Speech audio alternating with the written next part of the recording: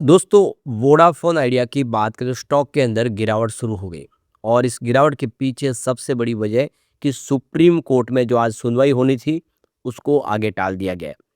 तो आप देख ही सकते हो कि लगातार तारीख के ऊपर तारीख मिल रही है जिससे एक माहौल निगेटिव बनाए।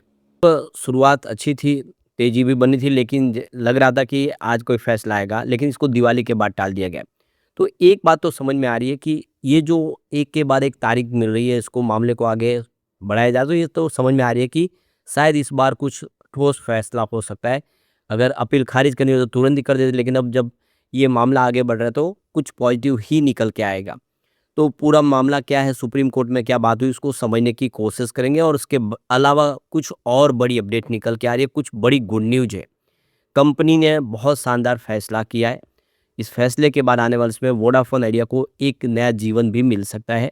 क्या है वो अपडेट, उसको समझने की कोशिश करेंगे इस वीडियो के माध्यम से।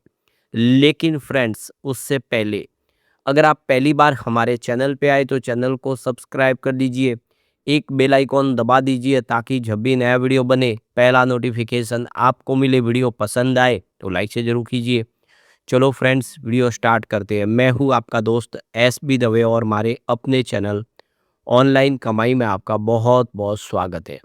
तो सबसे पहले बाजार की बात करें तो BSE सेंसेक्स इस समय 82,158 के स्तर पे ट्रेड कर रहा है, जहाँ पे 342 पॉइंट की गिरावट देखने को मिली बाजार में। 0.41% के आसपास की गिरावट है। तो इस गिरावट के पीछे सबसे बड़ी वजह है डोनाल्ड ट्रंप का फैसला। डोनाल्ड ट्रंप ने चाइना पे बहुत ज़बरदस्त टैरिफ लगा दिया जिससे माहौल गड़बड़ हुआ है। तो बाजार भी इस समय दबाव की स्थिति में आ गया है और उसका असर भी वोडाफोन आइडिया पे देखने को मिल रहा है। तो इंट्राडे में बाजार कुछ रिकवर हुआ था। अब देखिए, जो गिरावट थी वो 150 पॉइंट के आसपास रह गई थी, लेकिन अब गिरावट फिर बढ़ने लगी है, तो इससे थोड़ा-सा दबाव तो वोडाफोन आइडिया पे देखने को मिलेगा और सुप्रीम कोर्ट ने फैसला भी टाल दिया जिसकी वजह से देख सकते हो इस समय वोडाफोन आइडिया गिरावट की चपेट में आ गया है। तो 8.89 के आसपास वोडाफोन आइडिया का शेयर इस समय ट्रेड कर रहा है, जहाँ पे 1.66% की गिरावट है। तो शुरुआत वैसे कमज़ोरी हुई थी हल्की सी गिरावट के साथ, परंतु थोड़ी देर समय के बाद इसमें कुछ पॉजिटिव माहौल बना। 9 रुपये 19 पैसे तक चला गया था स्टॉक। अब खबर आई कि भई वोडाफ़ोन आइडिया के लिए जो राहत थी वो मिलने वाली, वो अभी आगे टल गई है, तो गिरावट शुरू हो गई। तो अभी फ़िलहाल दबाव में है। तो देख सकते हो कि वोडाफ़ोन आइडिया की सुनवाई सुप्रीम कोर्ट में टली, जिसकी वजह से 2% के आसपास की आज गिरावट हुई। तो सुप्रीम कोर्ट ने सोमवार को इस मामले की सुनवाई की और फिर आप देख सकते हो उन्होंने दिवाली हॉलीडेज़ के बाद की तारीख दे दी है। तो अब आप 27 अक्टूबर को इसकी वापस सुनवाई होने जा रही है। लंबा समय चला गया है। तो ये देखो कि सरकार की तरफ से यहाँ पे सॉलिसिटर जनरल तुषार मेहता ने सरकार की तरफ से ये कहा कि हमें और वक्त चाहिए। तो ये देख सकते हो कि चीफ जस्टिस BR गवई ने इस मैटर को सुना और उन्होंने कहा कि ठीक है, हम आपको समय देते हैं। तो इससे एक बात समझ में आ रही है कि सरकार इस बार इस मैटर का सेटलमेंट करना चाहती है। पूरा मामले में कोई ना कोई निपटारा चाहती है, इसीलिए सरकार वक्त ले रही है क्योंकि रकम बहुत बड़ी है। सरकार भी इसमें हिस्सेदार है। तो सुप्रीम कोर्ट से कहा है कि हम कुछ सेटलमेंट करने की कोशिश कर रहे हैं, उसके बाद में आपके सामने आएंगे। तो लगातार सरकार की तरफ से ही समय मांगा जा रहा है। इसका मतलब इस बार सरकार कुछ ठोस कदम उठाने जा रही है।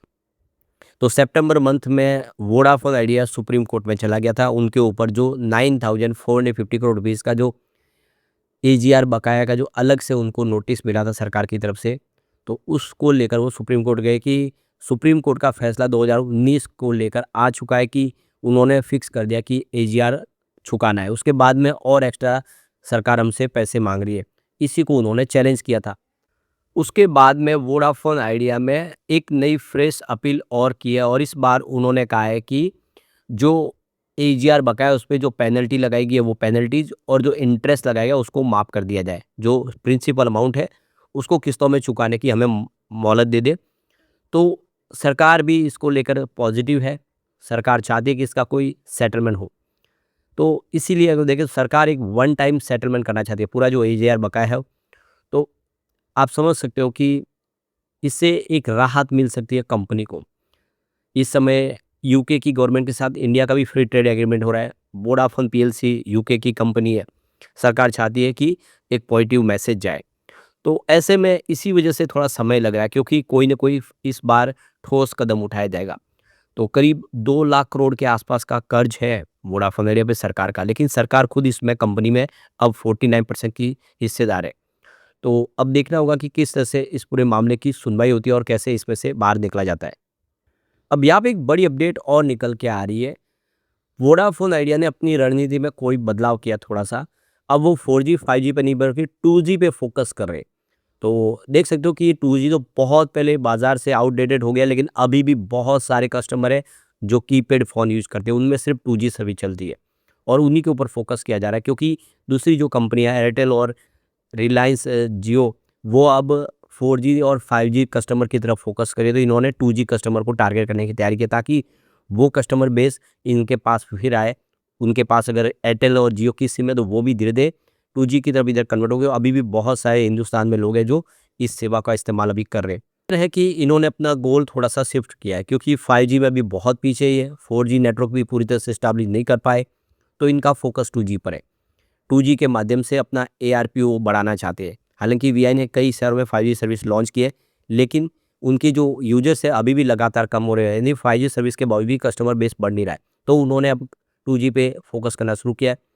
आने वाले कुछ महीनों में जो 17 प्रायोरिटी सर्कल है, 29 शहरों में अपनी 5G सर्विस कंपनी और लॉन्च करेगी। तो मनी कंट्रोल की जो रिपोर्ट निकली उसके मुताबिक कंपनी के chief marketing officer Avinash Khosla ने इंडिया मोबाइल कांग्रेस के दौरान ये बड़ी संख्या में 2G इस्तेमाल करने वाले लोगों की संख्या अभी भी आगे जारी रहेगी, ऐसा उन्होंने कहा है।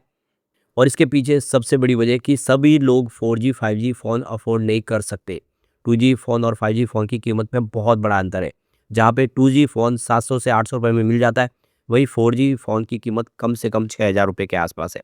ऐसे में लोग अभी भी, जो बहुत सारे लोग हैं और ज़्यादा लोग वैसे जो ज़्यादा पढ़े लिखे नहीं है और उनको 4G जो स्मार्टफ़ोन है वो इस्तेमाल करने नहीं आते, तो वो कीपैड फ़ोन ही इस्तेमाल करते हैं।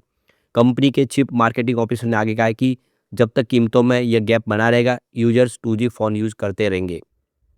उन्होंने आगे बताया कि देश में हर महीने करीब 40 लाख 2G हैंडसेट की बिक्री होती है। इसका मतलब यह है कि ये एक बहुत बड़ा बाजार है और इसकी अभी भी ज़रूरत है। अविनाश खोसला ने आगे कहा है कि वोडाफोन आइडिया की स्ट्रेटेजी अपने कोर बेस को मजबूत करने और ग्राहकों को अपने साथ जोड़कर रखने का है। इसके लिए कंपनी कई तरह के ऑफरिंग के साथ ARPU बढ़ाने पर फोकस कर रही है। तो यूजर्स के हिसाब से अलग-अलग प्लान भी लॉन्च कर रही है कंपनी। वीआई के हीरो अनलिमिटेड और सुपर हीरो प्लान इसी वजह से लॉन्च किए गए, ताकि कंज्यूमर की ज़रूरत की पूर्ति की जा सके। कंपनी ने अपने रिचार्ज प्लान ग्राहकों के रियल प्रॉब्लम के आधार पर तैयार किए। इनमें night time uses, weekend data की ज़रूरत और डेटा इमरजेंसी पर ध्यान दिया गया है। उन्होंने कहा है कि अगर ग्राहकों की ज़रूरत का ध्यान रखा जाता है तो वो पैसे चुकाने को बिल्कुल तैयार रहते हैं। उनका कहना है कि यूजर्स इसलिए ज़्यादा पैसे नहीं चुका रहे कि प्लान महंगे हो गए, बल्कि वो इसलिए चुका रहे क्योंकि उन्हें वैल्यू दिख रही है। देख सकते हो कि लगातार ऐसे ही बहुत सारे प्लान लॉन्च किए जा रहे हैं। कंपनी अपने बिजनेस को आगे बढ़ाने की तैयारी कर रही है, रास्ते निकाले जाए जिससे कंपनी की कमाई बढ़े। अभी 3 महीने का वैलिडिटी वाला उन्होंने ज़बरदस्त प्लान लॉन्च कर दिया है। तो मैं कह सकते हैं कि आने वाले इसमें वोडाफोन आइडिया में कुछ बेहतर होगा। और शेयर होल्डर के लिए तो ये खास बात ये है कि इसकी प्राइस बिल्कुल कौड़ियों के भाव में है। पिछले दिनों जब इसका FPO लाया गया था उसमें 11 रुपीज़ में शेयर ऑफर किए गए थे, उस प्राइस से भी काफ़ी नीचे है। और आइडिया जब अकेला था वोडाफोन से मर्ज होने के पहले, तो आप समझ सकते हो इसकी प्राइस 3 डिजिट में थी। और इसीलिए जैसे सरकार की तरफ से कोई बड़ा सपोर्ट मिल जाता है, जैसे सरकार इस समय कोशिश कर रही है, इसके दिन पलट सकते हैं और शेयर रोक भी बेनिफिट हो सकता है। लेकिन फ्रेंड्स, कोई भी इन्वेस्टमेंट करने से पहले अपने फाइनेंशियल एडवाइजर से एडवाइस ले ले या अपना खुद का रिसर्च करें, क्योंकि मैंने वीडियो आपके एजुकेशनल पर्पज़ के लिए ही बनाया। वीडियो पसंद आए तो लाइक से जरूर कीजिए और चैनल को सब्सक्राइब कर दीजिए। Thank you friends.